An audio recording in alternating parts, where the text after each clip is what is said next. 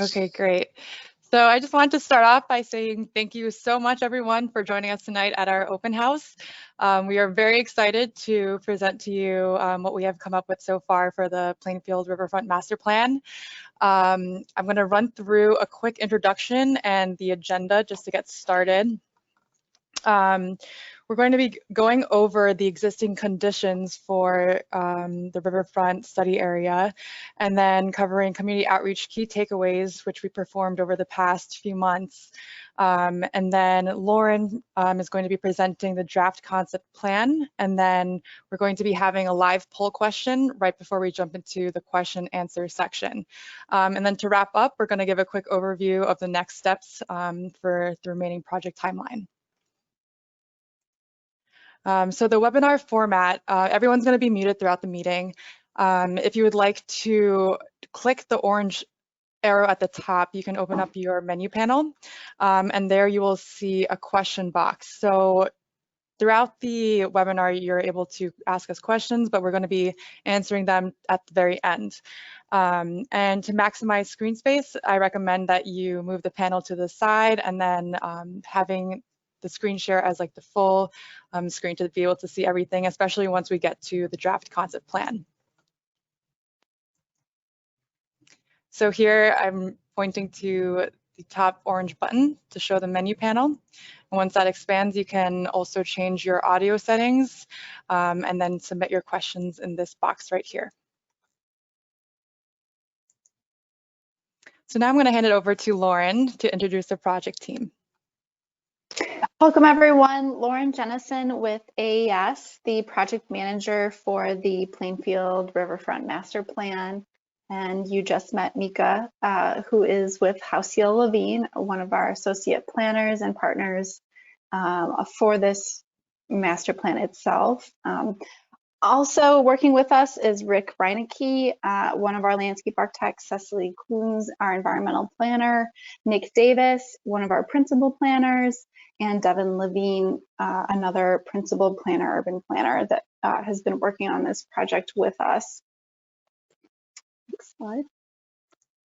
And what we have been assigned, so we started this project in August working with the village where we began our site analysis, our stakeholder visioning, and community engagement process. We've had 2 stakeholder meetings so far, and then gathered our feedback and worked into our existing conditions and woven the site analysis into that as well. We are in step 2, working through design solutions, currently working on the draft master plan document itself. And then this community open house is a part of that step 2 as well. So gathering additional feedback from the community on some of our featured designs that you'll see later in this presentation. Our third step and final step is the design review process. So having the draft master plan reviewed by the village and stakeholders, looking at the phased implementation plan, so how some of our design features that have been proposed will be phased. This master plan itself is a 10-year master plan, so looking at 0 to 5 years and 5 to 10 years. And then working in the appropriate funding mechanisms, so funding by the village, by specific partnerships, and then grant awards as well. And then we are looking for approval of this master plan in January, and we'll be updating the website as we move along in that third process. Some of the project goals and objectives that we've been looking at for this master plan and along the riverfront are, number 1, to maintain the sensitive floodplain. So we are in a significant floodway of the DuPage River. Flooding occurs yearly, and it's a significant 3-foot depth at minimum in some of the areas along the riverfront. Identifying ecological and recreational functions specific to what users of the community are looking for. So 1, is this an ecological hub? And 2, is this a passive or active recreation area? It's also a major commuting hotspot and central destination for the village itself, being in the central business district. Identifying current uses of the riverfront, again, looking at specific uses that are beneficial and how that can be approached for growth of the community itself. Maximizing land held publicly by the village, so looking specifically along the riverfront itself, a 2-mile stretch of village-owned property, and then what some of our neighboring or adjacent landholders could be our specific partners in that direction.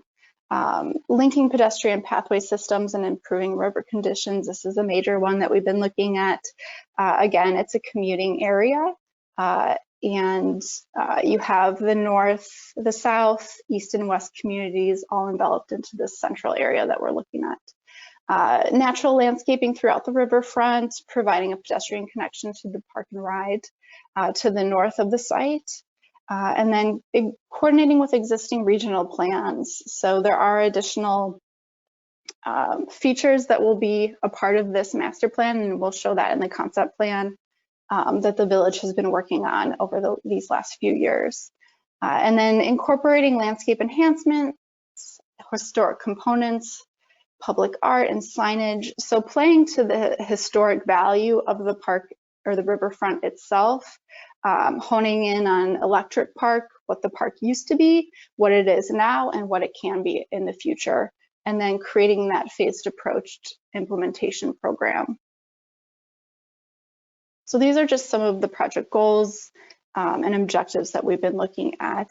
And to give you an idea of the study area, if you look north to Route 59, you have the railroad crossing. And then as you move south down the river towards Renwick Road, that is our project area in the bright lime green. And then we're also looking at the adjacent land area, which is kind of in that milder or more opaque olive green tone. Lockport being the main hub of this area.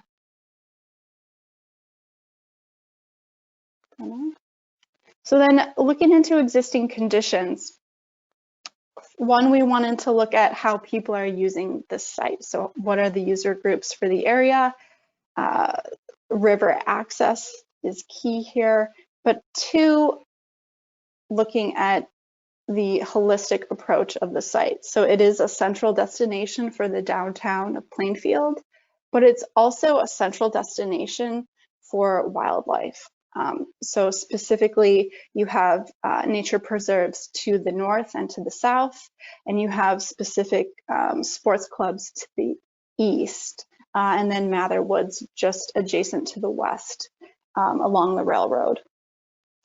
And going back to the river access, to the north, you have the Park and Ride, which is the Pace parking area. So a key commuting area for the village itself.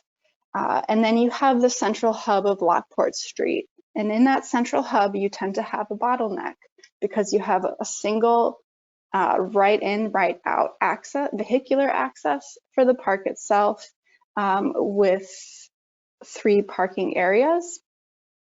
And then your pedestrian access that's on foot or by bicycle or other 2-wheeled mechanism, you either have from Lockport Street or to the east with the new pedestrian bridge that connects you to the Fort Beggs Trail, the community center, and the high school itself. And then looking also at security features. So what are the existing trails? What are the proposed trails? And then how does that affect security for the site? There are 3 main security issues existing that you can see with the navy arrows. So south, central, and more towards Lockport Street there. Those areas tend to be have low visibility and also very limited access for your fire department and your police department. So just an existing condition, again, looking at pedestrian access, but also taking into consideration what this central hub could be for wildlife, and some also key features looking for the river. And we'll move to the next slide, which will show the watershed drainage. So how does the river especially affect the land held by the village and then the community itself? And what has been done to this site to impact that? So the DuPage River runs through the site, and as you can see through the blue arrows are your natural drainage ways.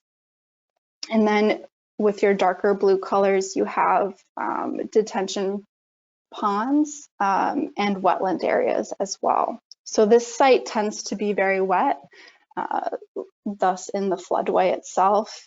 And so how do we work with that in a more active space that can be maintained for the next 10 years successfully?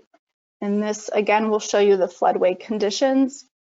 Like I mentioned before, the site does flood annually, at least 3 feet in depth, if not more, in your heavy rainfalls. And you can see that the floodway does go all the way to the railroad itself. And then just north of Lockport, where you have the water district there, it floods abutting up to that area.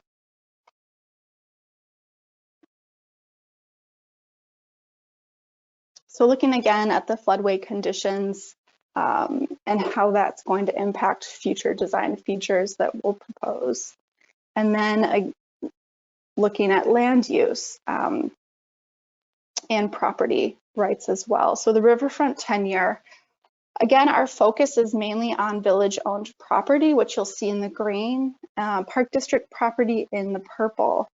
And as you can see, our main focus for the concept plan is along the west side of the DuPage River, where the village owns that 2-mile stretch property.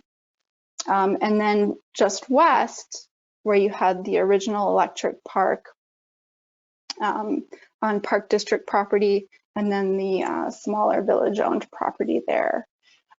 2 key features of the site are the railroad and the ComEd easement. So how do we work with the railroad and ComEd for this, future design features that we'll propose?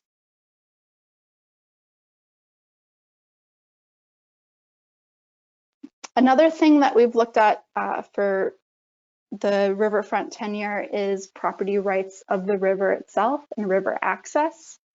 There have been new businesses along the riverfront itself that have gained a lot of popularity. And one thing that we'll address in the draft master plan is river rights. And at the moment, we're looking at river access along the west side only. So that's only along village-owned land to minimize the influence or popularity, I guess you could say, adjacent to the river on the east side, where you have private property owners that may be more sensitive to that activity. So once we performed our site analysis, we also looked at our existing conditions of the site itself. Here you have a photo of the riparian area.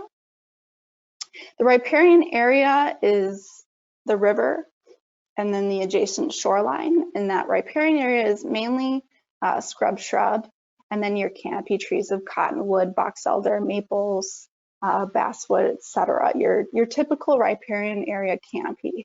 And it is a significant canopy in specific areas, but could definitely be improved as we move along, and that will be shown in the concept plan itself. So looking at the riverfront, again, here's a picture of Lockport Street and the bridge. Great improvement has been done to this area. And at the moment, you also have a key area for water access that you'll see right in front of that photo. And moving on, and there it is, your water access point. And you can see in the background there your entrance into the riverfront area and the existing paths that have been included. Now this photo especially will show you where portions of the historic electric park used to be. And we will present in moving forward, like what this area especially and how that honors Electric Park.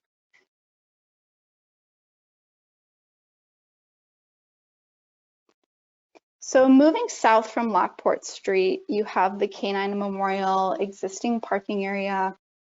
And then to the right, it's not shown in this image, you also have another popular water access point used by kayakers, canoers, and tubers.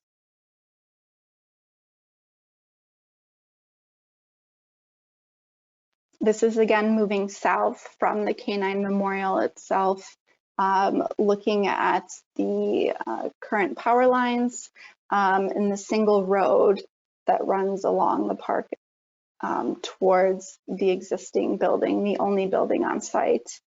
This just presents what the current views of the river look like and what the park offers. So there's a few of these view shed areas with a bench and trash receptacle, along with traditional landscaping beds to enhance the areas.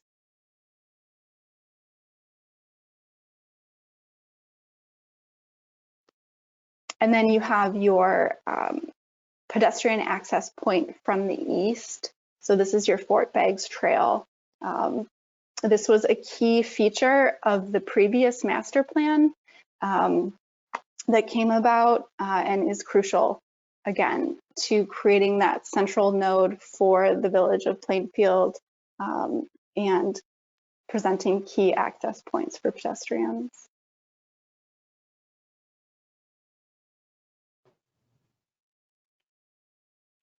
And then following our existing conditions and our site analysis, we moved into our community outreach, which Mika will present to you now. Thanks, Lauren.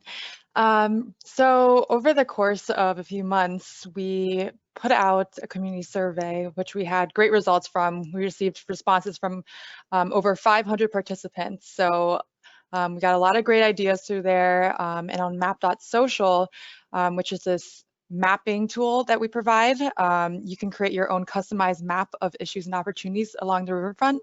And we received 27 features through that as well. So I would like to give you an overview of the key takeaways from the outreach feedback we received. So a major point was the community would like to see a connected trail system throughout the riverfront, both for pedestrians and for bicyclists.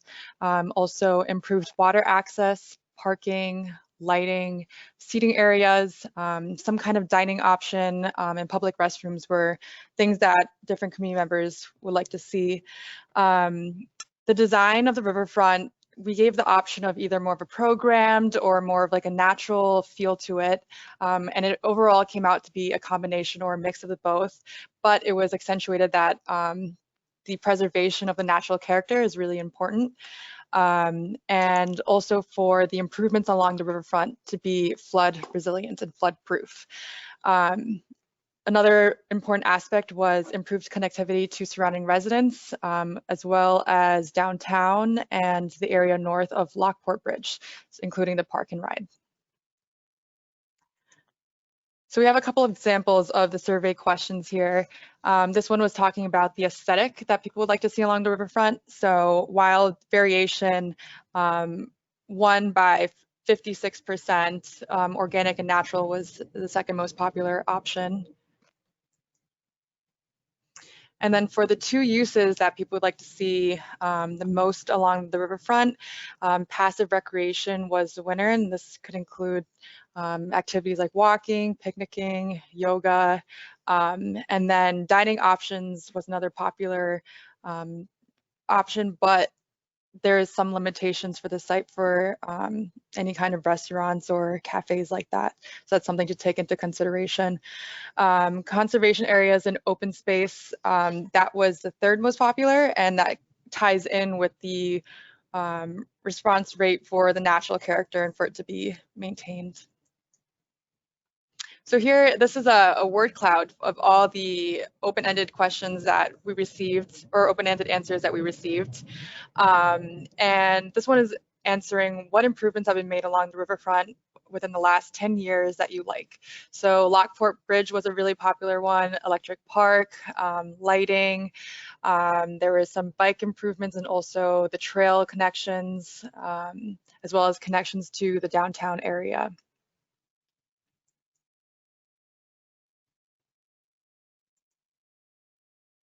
And then moving on, for the riverfront's greatest strengths, community members thought that the natural areas and environmental protection was the greatest strength, and we see a pattern here with the whole natural aspect of it, and also the riverfront aesthetic. Third up would be the recreational and entertainment amenities. And then in comparison, people voted for the riverfront's greatest weakness, access and connectivity. So while there are some trails that exist currently, community members thought that there's a lot of room for improvement and to expand the trail network, and so that we can connect to key areas of the community, and also open up vehicular access with things like parking. So with that, I'm going to give it back to Lauren to present the concept plan. Thank you, Mika. So taking the community engagement comments, survey comments into consideration, and then looking at our goals and objectives for the site, along with existing conditions, what we wanted to accomplish for this concept plan is to honor the past, but to look to the future. And we did this by connecting the central area to the north and to the south. And I'll move through the plan itself, but what we did is dissected the area into the north, the central hub, and then the southern portion of the project. And looking at this northern section, the main connection point that we want to feature is the DuPage River Trail Boardwalk Underpass connection. So making sure that that northern portion of Plainfield is connected to this park. The second main connection point is the park and ride to the west that you'll see with the navy blue P symbol. So that park and ride area itself is still under development and is moving into construction in 2021. So there will be additional sidewalk access that will include into the master plan itself. But how does the riverfront connect to that area, and how can we improve commuter access to that park and ride? So those are the two main connection points of this northern section. And then just to give you kind of a reference to some of the graphics in this plan, the orange line is the main trail itself, and then the white lines are minor trails. So that orange line is your main route, and then you have restored woodland, prairie restoration is kind of that lime green area, and then wetland restoration or wetland detention restoration. So in this northern section, we're proposing to restore the woodland and the riparian area, and that's through basic brushing and canopy restriction, but also to include the main trail, accessing the park and ride and the DuPage River Trail, and then providing your minor trails, which have more of your passive water access features such as fishing access piers. And then moving south, we're kind of floating down the DuPage River, if you'd like to think of it that way. as you move down the site into the concept plan. You have your main trail again, and your minor trails weaving in and out of the site. There is a swale in this area where the pedestrian bridge is. That is the steel structure, or that rust-colored structure. So adding a pedestrian bridge to make sure that we're not inhibiting that important swale. It does drain the adjacent site to the west of the railroad into the river. So that is a key flood area that we want to make sure we're not impeding. And then creating a council ring and a fishing access pier. And again, anything that you see with the orange ADA symbol is accessible for all. That includes the fishing access piers and the boardwalk underpass. And then moving further south, we're going to approach Lockport Street Bridge here. For the Lockport Street Bridge, we've proposed a boardwalk underpass. This would be one of those first of the key features to include in the park master plan,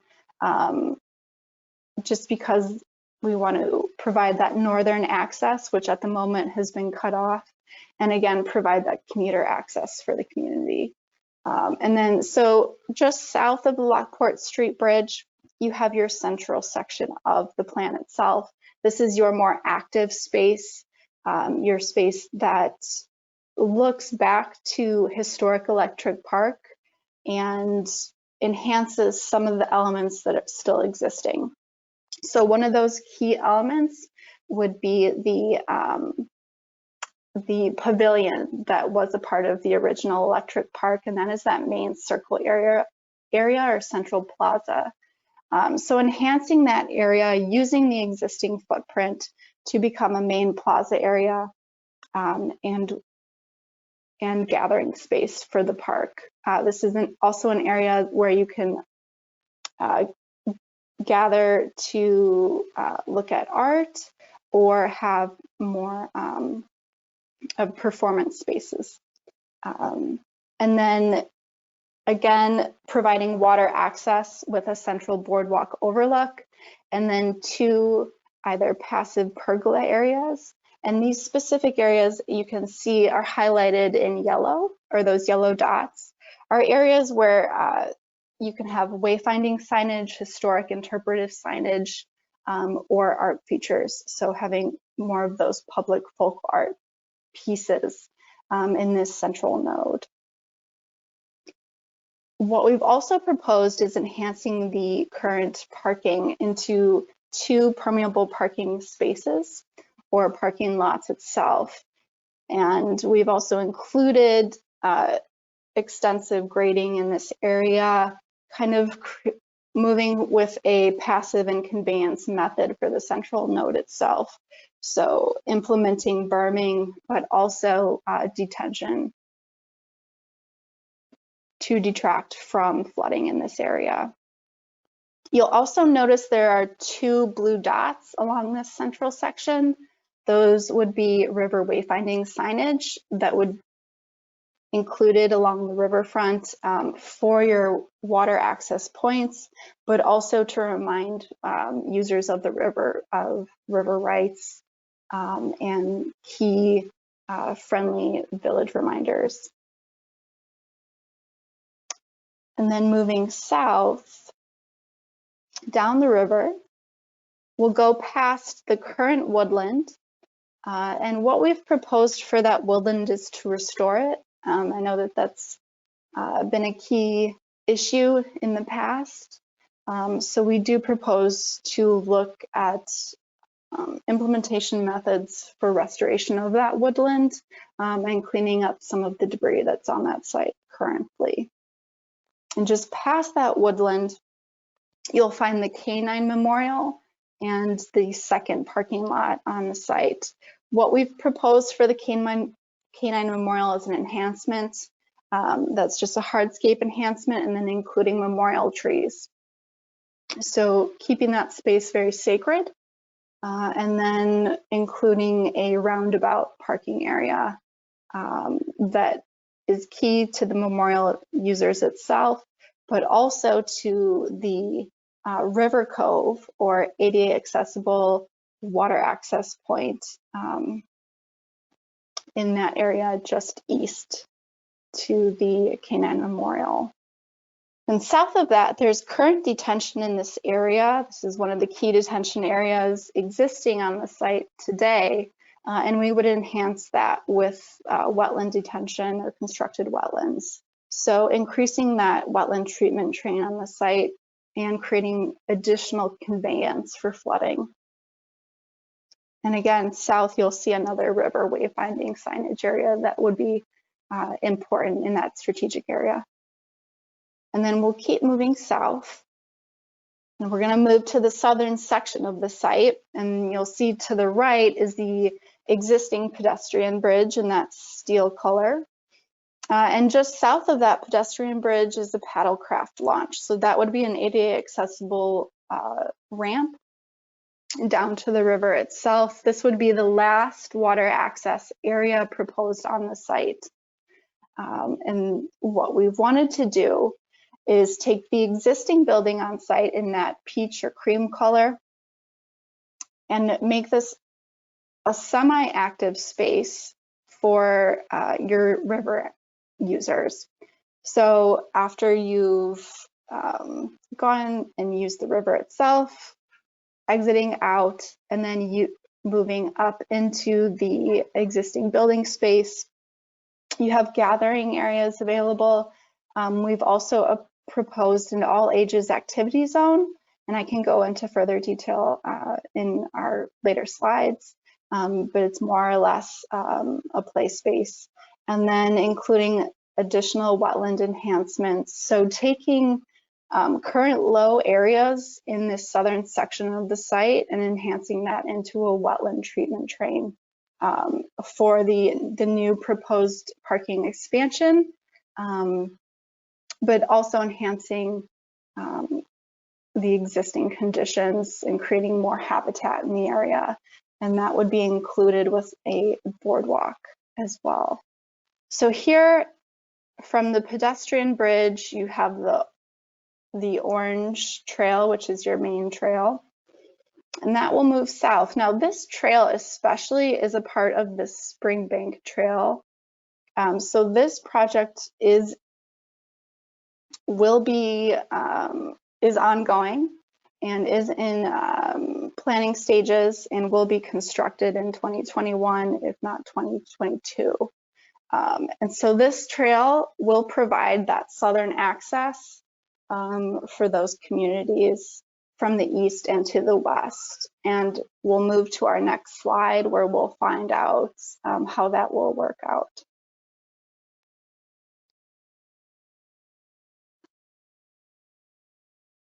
So here you can see the Springbank Trail is proposed to have a railroad underpass, and that is just south of the Van Dyke dead end. And with that dead end, there are proposed to be a single or one parking area, but we've proposed a second. So there will be two parking areas proposed to be permeable parking, and then a trail to that underpass itself. So here with the Springbank Trail, again, you have your southern access, and then a few minor trails to give more of that undulating experience or more passive experience in the park itself. So this is our concept. Again, you've got the north, the central area, and the south area. And here we'll provide a few slides of what those specific or design features could look like. So we've moved back upriver to the north area. So we'll kind of paddle backwards up the river, and you have your first main design feature, which would be the pedestrian bridge. This bridge would match the existing pedestrian bridge that was implemented a few years ago. So it would be your typical steel, Corten steel pedestrian bridge. It would be much shorter, and it would require less excavation, and it would cost a little bit less than the existing bridge. And then moving south, again, you have a council ring. So just a minor gathering area, but one that's very key to the view sheds offered in that specific area.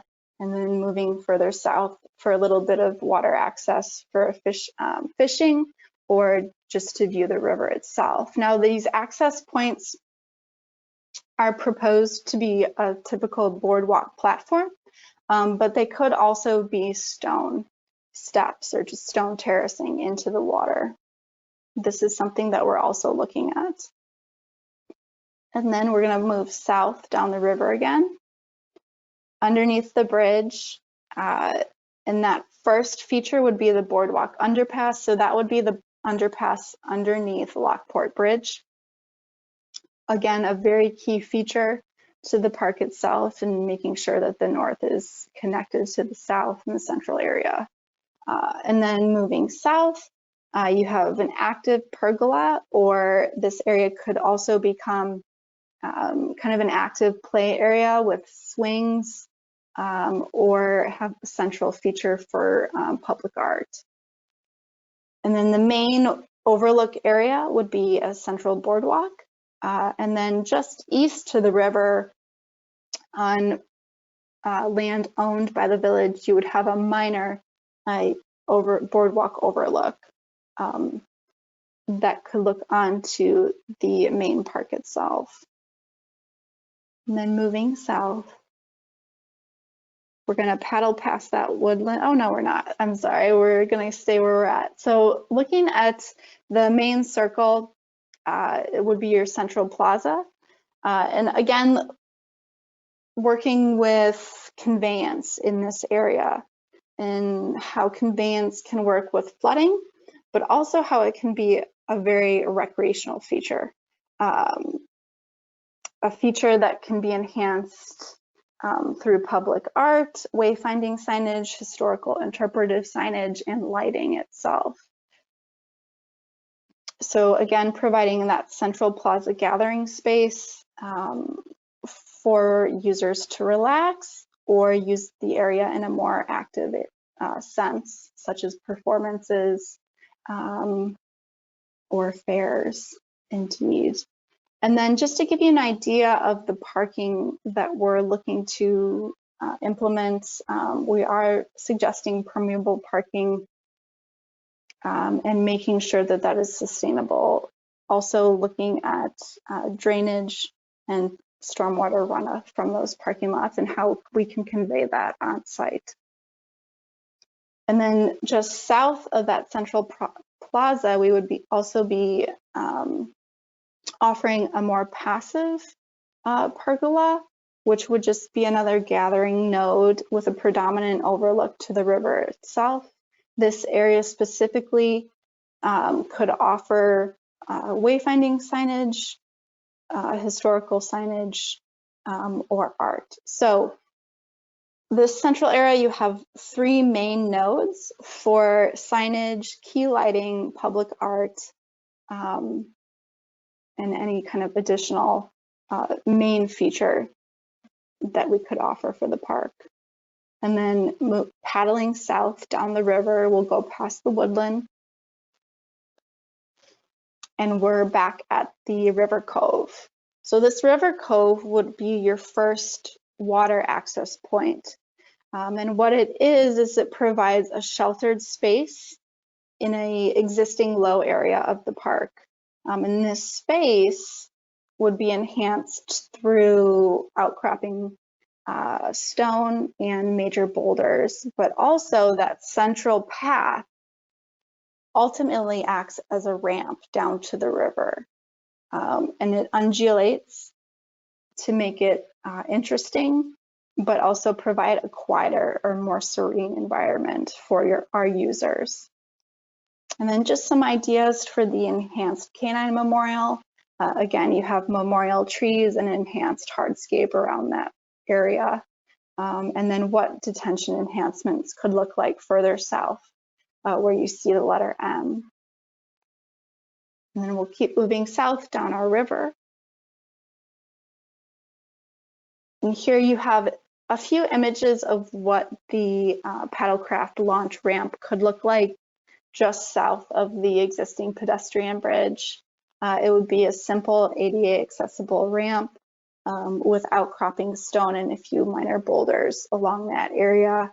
Again, a quiet feature for the park itself, but making sure that it's in a safe area and an area that river users can identify with. So making sure that users know that once they approach the bridge, it's time to get out of the river if the village of Plainfield is their final destination, but still creating that identifier for the river.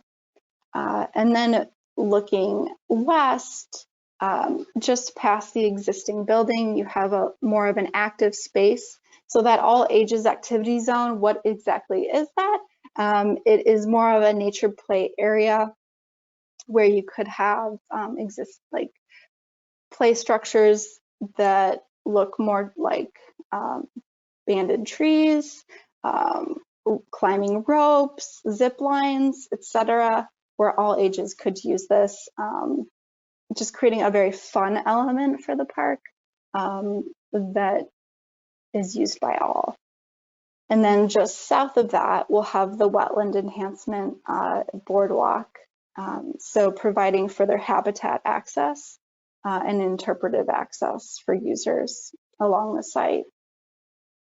And those are some of the, or wraps up some of the key features that we wish to propose for the site itself.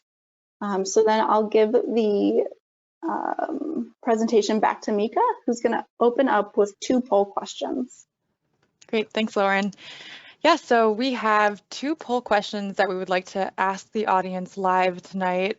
The first one is, please select your top 2 most desirable water access features. So I'm going to have this slide up for a few more seconds, and then I'm going to activate the poll. And once that's activated, you can click to select your top 2. So option A, we have the Boardwalk Underpass. Option B is a Central Boardwalk Overlook. Option C is a canoe and kayak ramp. And then D is a river cove. So I'm going to be launching the poll now.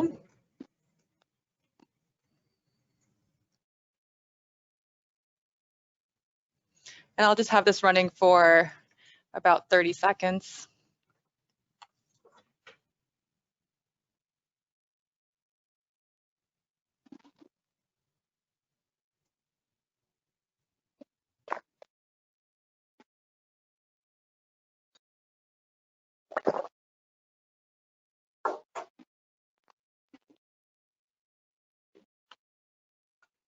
Great, it looks like most of us have answered. I'm going to be closing it and presenting the results.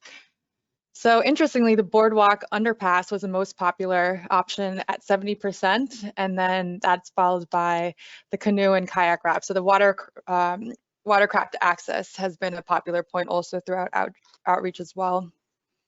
Now we have a second question. So what is your preferred aesthetic and program for the Central Boardwalk Overlook area? For option A, we have a boardwalk overlook structure with a safety guardrail. Option B is an open boardwalk overlook with steps into the water. Option C is a stone terrace with steps into the river. And then option D is a river edge pathway.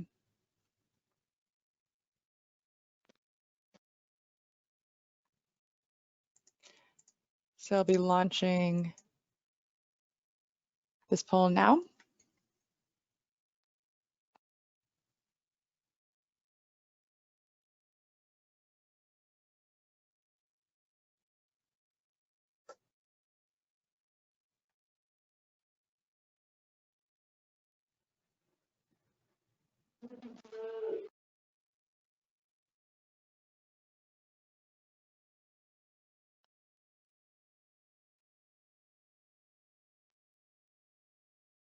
I'll leave it open for a couple more seconds.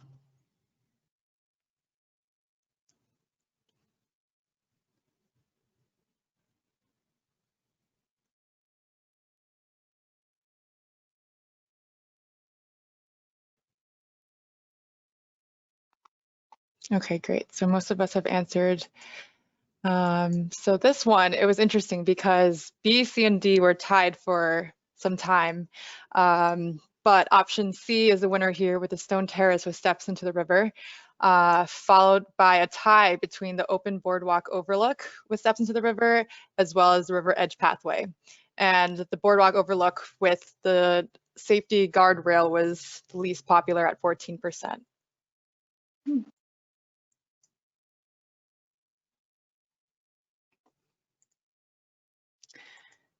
So thank you for your responses. We're going to be moving into the Q&A section. I've been monitoring the question board during the presentation, and I know we have a couple questions lined up for Lauren. So if everyone's ready, I'm going to start with Bill's question. Is there a plan to add a sidewalk down Wood Farm to the Pace lot? There is a plan for those improvements, yes. So the village is currently working on developing the land just south to the park and ride, which will provide new sidewalk access. And then we just have new development on that plan itself, and we'll be including that in the draft master plan for the village to review. But then we will definitely be connecting to that sidewalk and also looking at what the railroad crossing improvements need to be. So yes. Great. And then from Brian, we have a question. Would the underpass allow access to the east side of Route 59 near the existing pedestrian bridge?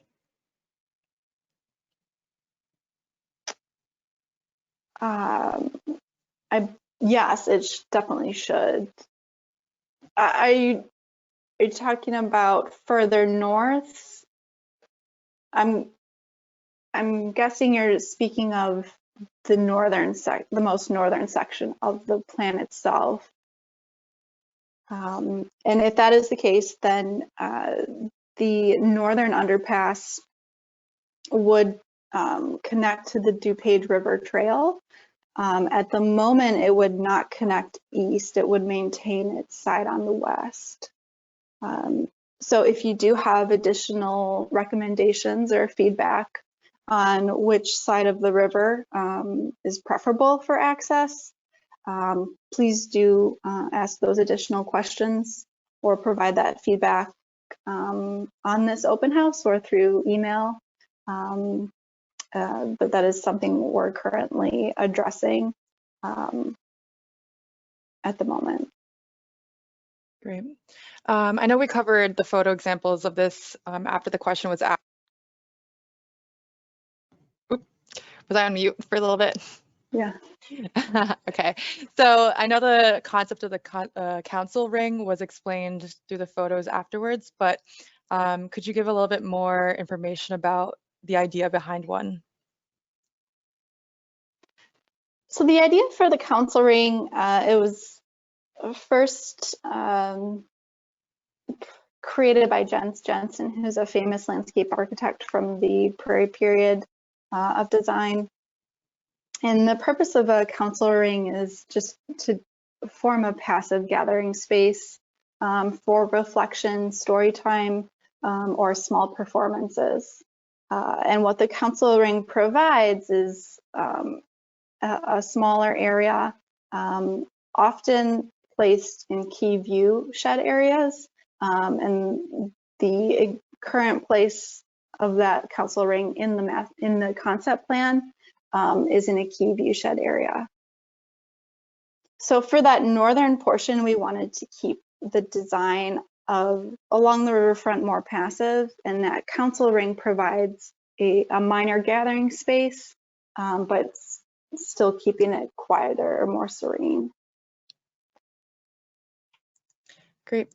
And then from Brian, we also have a question. Would it be possible to have a trail access to Settlers Park at the south end, crossing the railroad tracks, basically allowing access to Settlers Park without having to walk all the way back up to Lockport Bridge?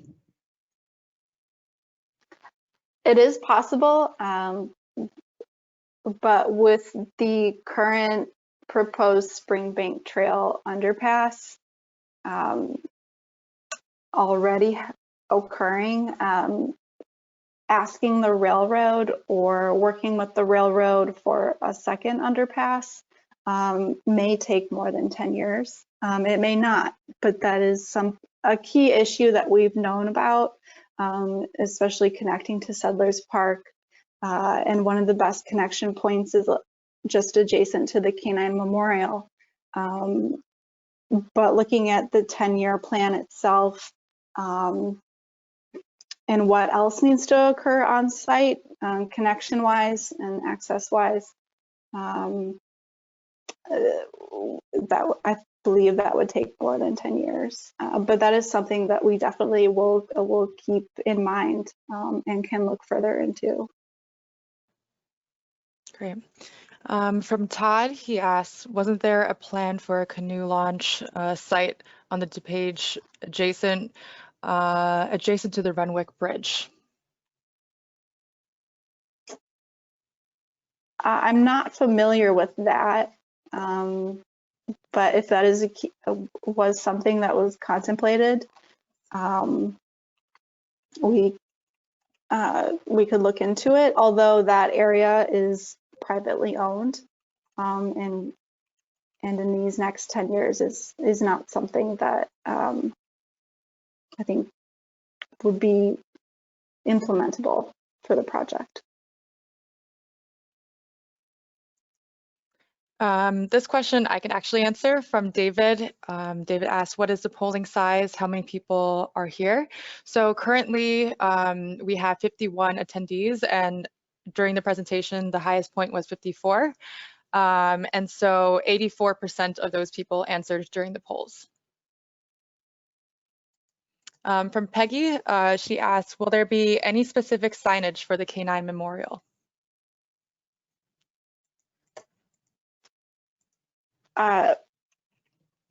That's something that we could look into. We definitely could look into adding an interpretive signage piece for that area, adding in a little bit more history of respecting the canines that are memorialized in that area. So that could be a key area for interpretive signage that we'll note as we move forward.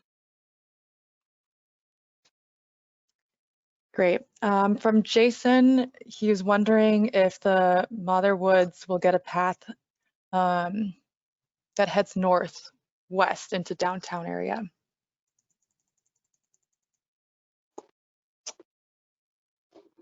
At this moment, in this concept plan and for the next 10 years, with the existing pedestrian bridge and the cost of that bridge,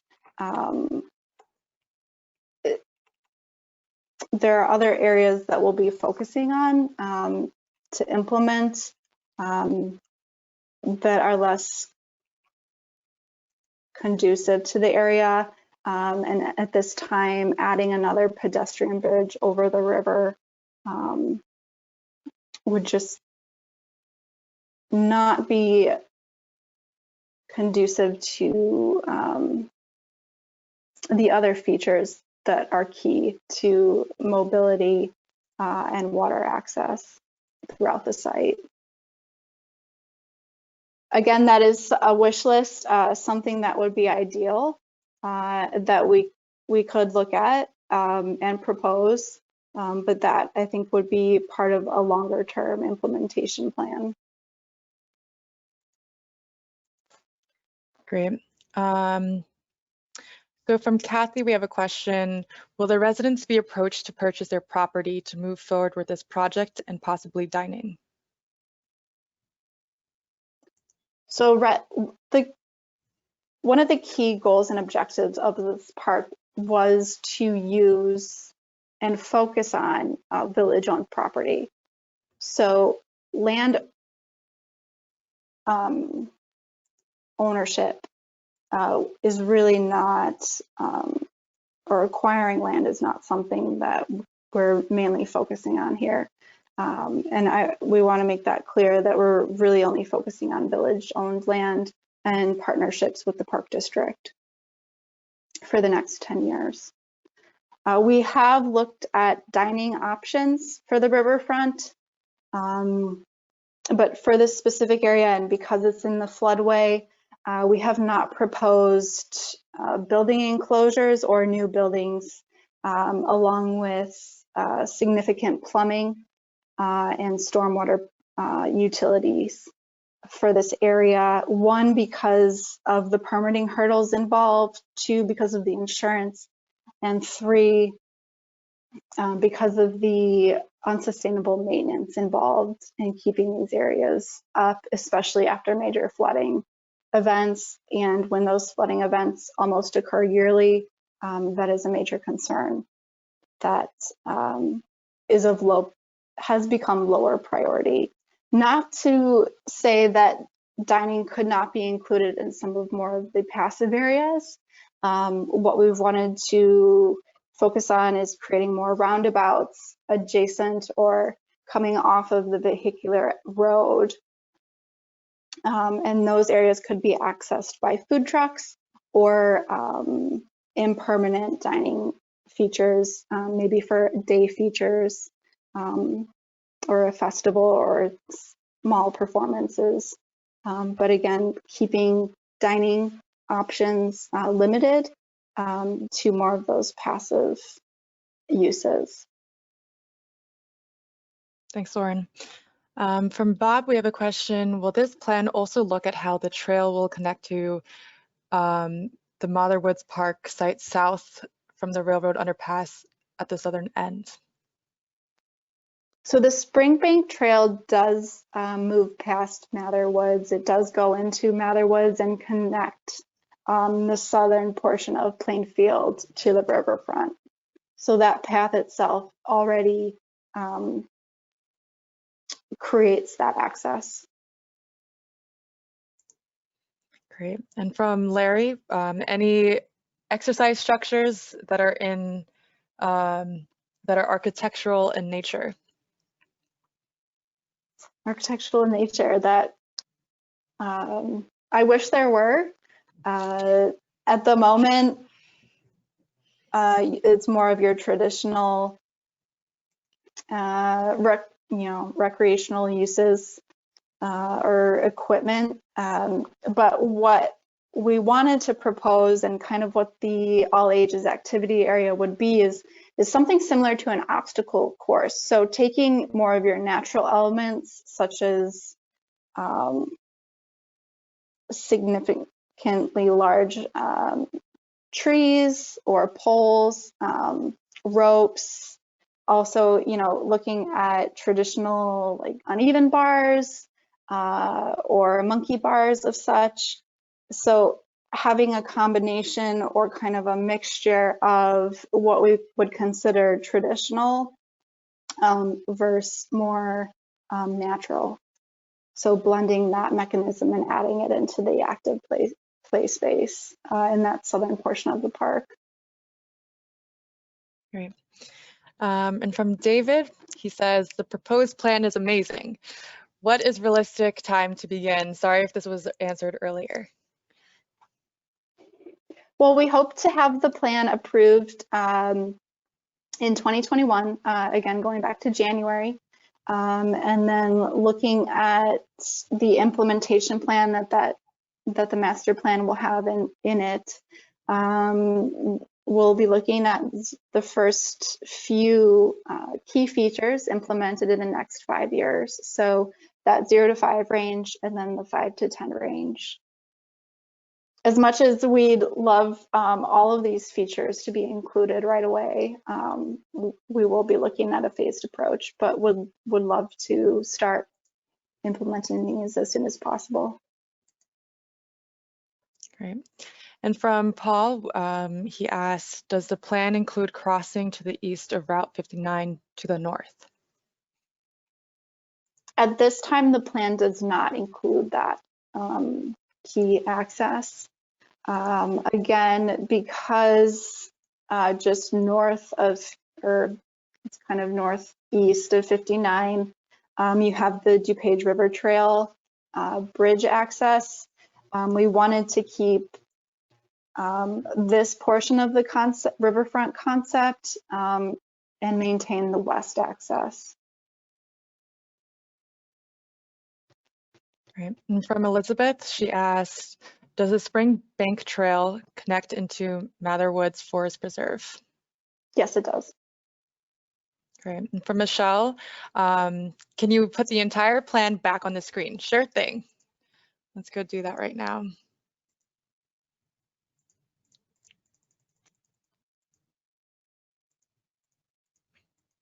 I'll have the northern portion up, and if we need to go to a particular section, I can scroll down. So the screen should be updating now. From Mary, she asks, how are the improvements being funded? So we're looking at a few funding sources. One would be features that the village would fund, but also looking at key partnerships, strategic partnerships between foundation groups, businesses, or community members. And also one of the main funding sources will be grant awards. So for the concept itself, looking at pedestrian use, but also a more holistic approach with wildlife use, creating that central hub for user groups of the community and outside community, but also creating habitat, and then strategic options to create more conveyance or flood conveyance on this site. Really opens up your options for grant awards. So how can we create, one, improve the riparian area, improve flooding and conveyance, but also make this a very safe area for users. So those are some key areas that we'll be looking at for grant awards, but it will be a combination of all of that. Great. From Larry, we have a question. Any thought about a central office space for the riverfront? At this time, we are not looking at office space. Again, staying away from enclosed buildings because of the key limitations with insurance, permitting, and maintenance involved in that. Not to say that with the development of this riverfront and the trails that are proposed, the connection and the access that you're creating for this central area, not to say that office space or more business space could be explored along the borderline of this riverfront area. I think, downtown Plainfield has grown immensely and beautifully. But by creating this central area along the river, you also open the village up to additional space for further business opportunities and office opportunities. Great. And then from Perla, when are we looking to finalize the concept plan? So right now, we're again gaining the community's feedback, and we'll take that feedback and wrap up the concept. And then we're currently working on the draft master plan. That draft master plan will be reviewed by the village for further comment, and then we will present the final master plan to the village in 2021 in January. Great. So is there a plan for a vendor for ice cream, snacks, and other food items by the paddle boat area like Naperville has by theirs? At the moment, there are not plans, but that's something that we could look at for the master plan itself. There definitely, with some of these design features, there are definitely opportunities for those areas or features to be held. But that's something we can look into. Great. And then from Perla, we also have another question. What is the timeline for the start of the first implementation? Again, the start would be 0 to 5 years for that first implementation. And let's say the top 3 features or key components of this master plan, I know that the village will be looking to implement those as soon as possible. Great.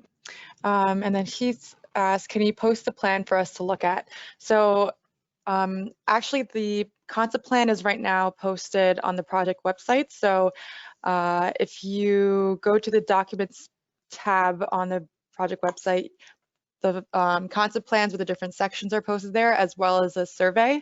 So if you have any additional feedback, we're always open to getting as many comments as we can.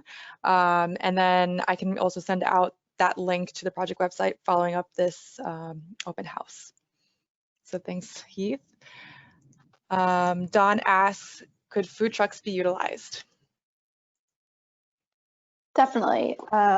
With the parking expansion proposed in the central section and then further south, you've got 2 roundabout areas proposed for the southern section. Those are key areas for food vendors to park, and also key areas for people to gather safely. So definitely something that we've considered for within this design.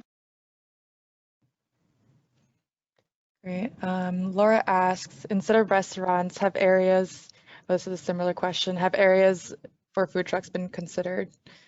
There's a lot of questions pertaining to the food truck, so it's a popular option. Yes. And one thing that has been implemented on the site is with the existing building in the southern section along the riverfront, the patio for that building has just been enhanced, where you do have seating options or picnicking options. And with that idea, we did, the parking that's proposed to be expanded next to that building would accommodate food vendors. Great. Michelle asks, can the public give input on priorities? It sounds like the plan budget has already been decided. Not at all. We would love the public to give their input on priorities, implementation priorities. And if you'd like to do that with the survey that Mika will discuss in a few slides, or through contacting us from the website, please do. Great. Ed asks, what are the first 2 projects you plan to start on? Again, we're still working on the implementation plan.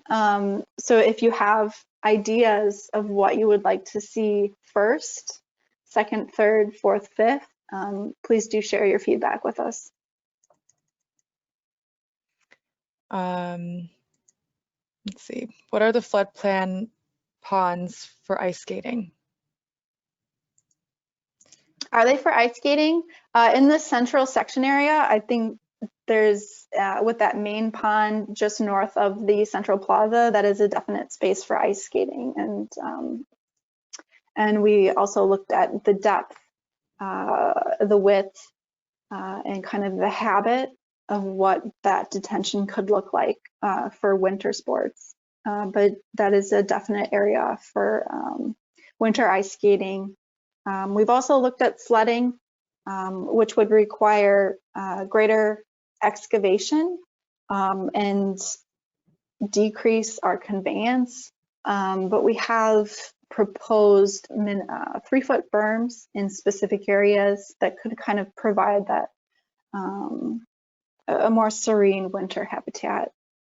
And then going further into winter use of the site, the main trail, so the Orange Trail, we would propose that that trail be maintained during the winter, so you always have a fluid access throughout the site itself.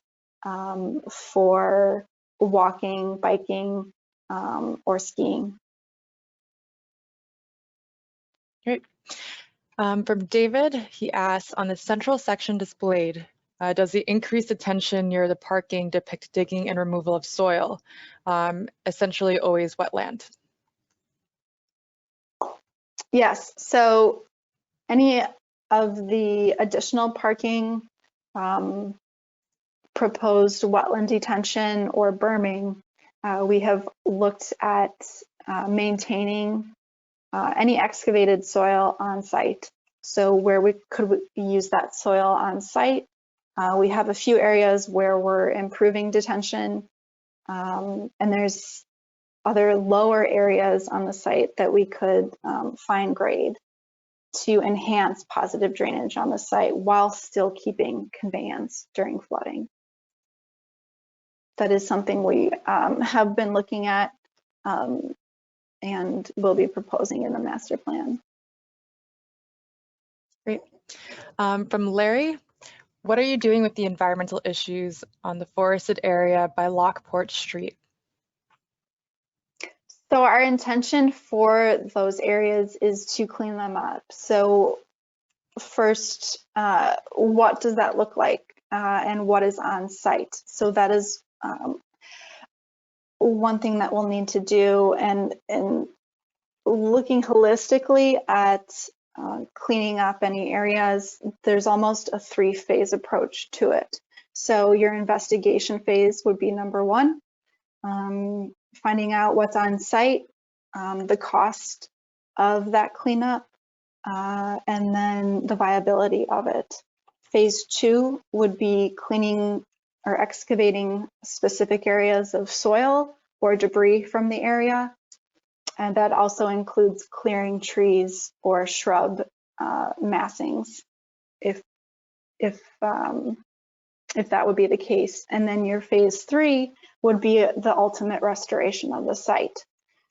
So depending on what phase one and two were, what the restoration needs to be, that could be regrading from the shoreline upland, or simply reseeding the area and replanting the area with canopy trees and other native vegetation. But we are looking at what restoration of those areas would be, the cost of it, and we'll be looking at the implementation of it. So how do we work that into some of these other key features while making sure that that the site is sustainable and healthy. In response to that, Larry also proposed food trucks on a concrete pad or on a pad with dining on site. Mm-hmm. Duly noted. Yeah. Let's see. Could there be outdoor exercise / fitness stations put along the pathway? That's something we've definitely heard a lot of feedback on and have looked at. But we wanted to centralize that activity in that all age group activity zone while keeping the paths itself fluid. And it's also a concern for maintenance after major floods. So that is something we have looked at and considered. There are options that we could take to implement in the plan itself. But it is knowing that this site floods yearly, the maintenance of those features is concerning to us, but something that we will keep looking into. Great. From Elizabeth, she has a comment saying, great job, this is a beautiful plan, and I look forward to the improvements. Thank you. Thank you, Elizabeth. Let's see, so I know Heath had some audio issues earlier on, but he asked, did we talk about the boat landing / launch? The cove looks like a long boat carry from the parking. Are boat launch improvements being proposed? So the River Cove and then the near the center area, or the K9 Memorial, is the first boat launch area. And then the second boat launch area is just south of the existing pedestrian bridge, which does have a longer ADA accessible ramp to it. So those are the two key water access points that we're proposing. Now we are also looking at moving one of those water access points. Let's say the River Cove is of lower interest to the community. We are looking at creating or providing a water access point north of that to where the passive pergola is, so just south of that central plaza. But that is something we're looking at. Other key things to keep in mind for the water access points, they're located mainly in areas that are adjacent to publicly owned land or park district land, to be respectful of private property owners. So they are in strategic positions, positions that are known to be low points along the shoreline of the river, in key property tenure areas, and positions for mileage as well as you move down the river. Great. We have a question from Joseph. With so much activity, will the bike path be dangerous?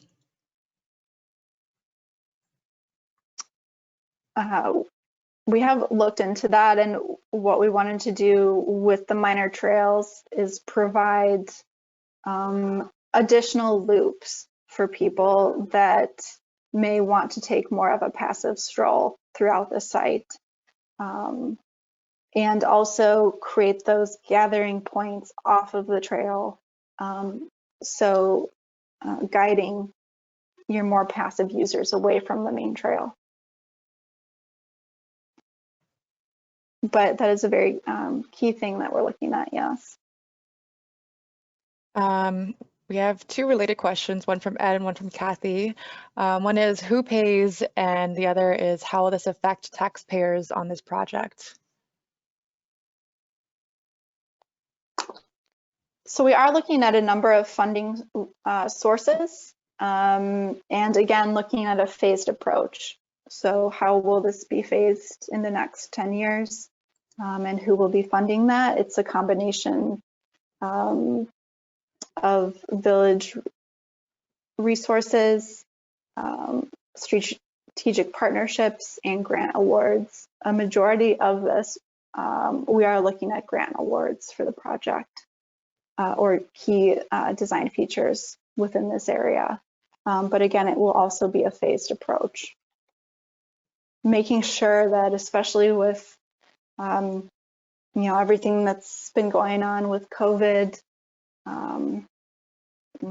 and how that's impacted us, that what we're featuring on this site is sensitive to that and sensitive to the growth of Plainfield. Great, and from Heath, we have a question. There is not a label at the challenging Lockport Street entrance. What is the proposed, I would say, access for the vehicle entrance? We have proposed to keep the existing entrance as a right-in, right-out. And that can be enhanced through, entryway signage, lighting, or public art, and also making sure that those areas flow smoothly with the parking enhancements and the roundabouts that we've included in this plan. But we do plan to keep the right-in, right-out. Looking at the adjustments and the partnerships that would need to be made to change that entryway, and how that affects the other key features in the plan itself in the next 10 years. That is something we've looked into, but to make sure that we're also looking at and meeting our goals and objectives for this site, knowing that vehicular access is key, but also making sure we're providing greater pedestrian access throughout the entire area of Plainfield. So that's north, south, east, and west. You know, providing other options, so to speak, is something that we hope that this concept provides, so that in the future, additional access for vehicles could be looked into. But we think right now we're looking at a more passive approach for access in this area. Comment to that from Brian is, I agree, it's concerning to have right in, right out only with the increase of visitors. Thanks, Brian. So from Chance, we have a question. What can we as residents of Plainfield do to help move the plan along? We obviously all have an interest in improving the area. How can we help? One of the best ways is to provide additional feedback. Also, do feel free to rate, create your own implementation plan. So, give us some key features that you would love to see when you would like to see them. If there's features on this plan you are not in favor of, do let us know as well. We're looking to the community to guide us in some of these clear goals and objectives and meeting those. So the community support is key moving along. From Laura, she has a comment. She has to drop out, but it looks really nice, and thanks so much. So thank you, Laura. Michelle says, love the Water Cove area. My concern is that it will be very popular and the larger parking area is far from it. Noted, noted. Larry, right in, right out is because people who were minis didn't want the train horns. It was like a quiet zone issue, like we discussed. Thanks, Larry. Let's see. I believe we have covered all of the questions. If anyone feels like they haven't had their answer or their question answered, please say so again in the question box. Or if anyone has any remaining questions, please type them in now. We're going to keep the Q&A going for a couple more minutes, unless we don't hear from anyone, and then we can start wrapping up.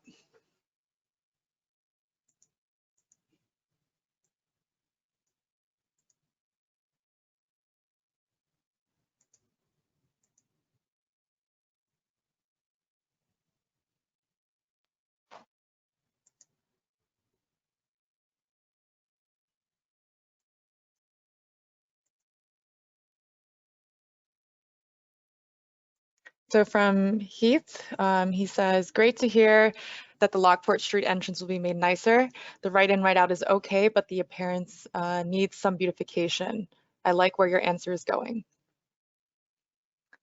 Thanks, Heath. From Brian, would it be possible to have a parking area on the north side to alleviate the issue with the right in, right out?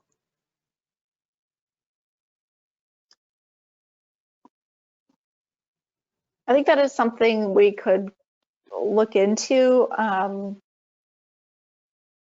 although you would meet a similar application of the current right in, right out because you're restricted by the railroad and then the ComEd easement begins. And the parking to the south, just that we have now, I know that we're lucky to have it based on the easement restrictions. That is something we could look into, but it would take strategic partnerships for that to move forward, and it would be a very long-term implementation program to make that happen. We are very aware that the north is restricted in parking access for vehicles, but we would hope to create that pedestrian element where vehicle parking becomes obsolete. But again, something that we would look into. It's just a very long-term implementation. Bill asks, is there a plan to make the rail crossing a quiet zone by the treatment plant? That is something that, yes, we would, we are looking at because of the key park and ride connection, and then what opening up that connection to the DuPage River Trail would create in terms of traffic. So yes, we are looking at making that a pedestrian safe and quiet zone in that crossing. Also knowing that the residential districts to the west are growing and expanding, and that would be a key area for people of all ages to access the riverfront by. So yes, we're looking into that. Some more comments about the access at Lockport Street. From Joseph, forcing eastbound traffic into downtown may create a traffic problem. And then, let's see, westbound traffic has to figure out how to make a U-turn to get in. So these are things just to note for our end.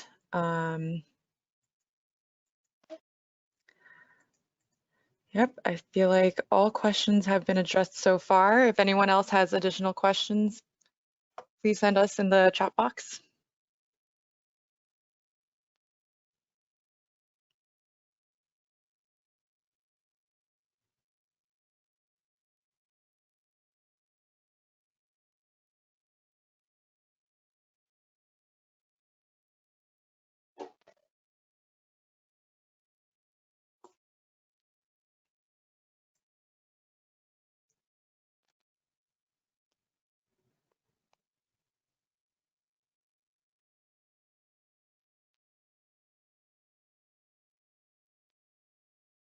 So Amy, great question. She asked, where did you say the slideshow was available? It is available on the project website, and I'm going to actually send the link in the chat box to everyone right now. And also, we can send out a follow-up email after the open house that has a link to the project website, and it's just hla.fyi and Plainfield Riverfront Master Plan. So there, when you go to the documents page, then you can see the presentation section of the concept plan posted, as well as a feedback survey for anyone to give their comments or provide us with any additional resources that you would like to let us know about. So.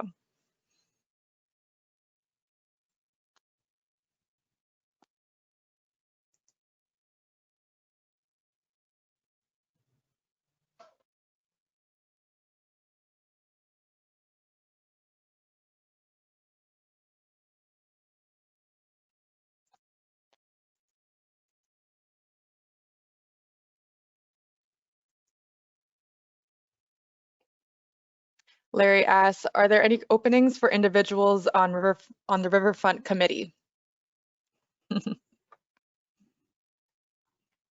I'm sure openings, I'm sure the Riverfront Committee is always looking for volunteers. So that's something definitely look into. And the village does have that information up on their website, but would love, you know, interested citizens, especially to push some of these features forward.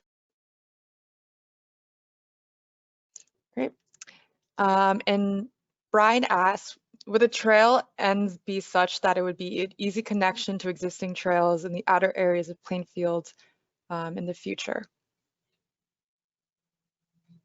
Yeah, so the proposed trail connections provide that kind of, you've got that central node and then your exterior access points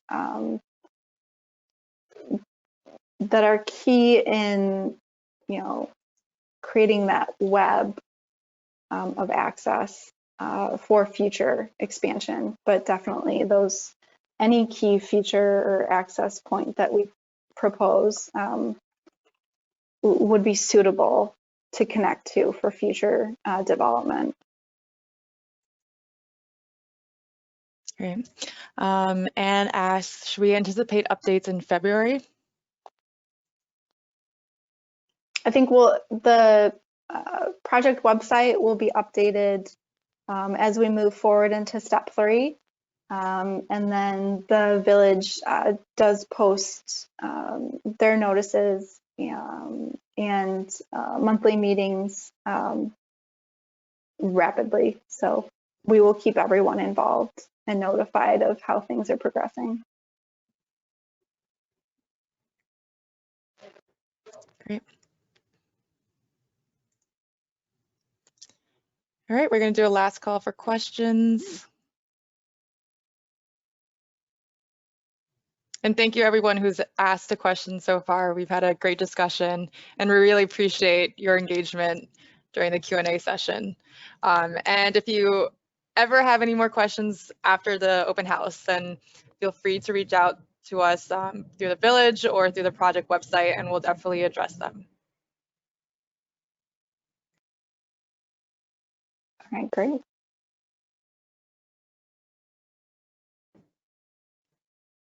Great, so I think we are at the end of our Q&A session. I'm going to move on to the closing slides now.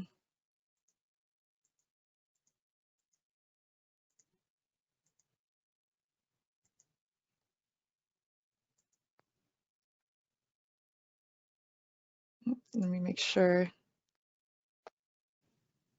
So what Mika will be pulling up is what will happen once the open house ends, what we'll be doing moving forward, and how you can provide some of that additional feedback that we've requested.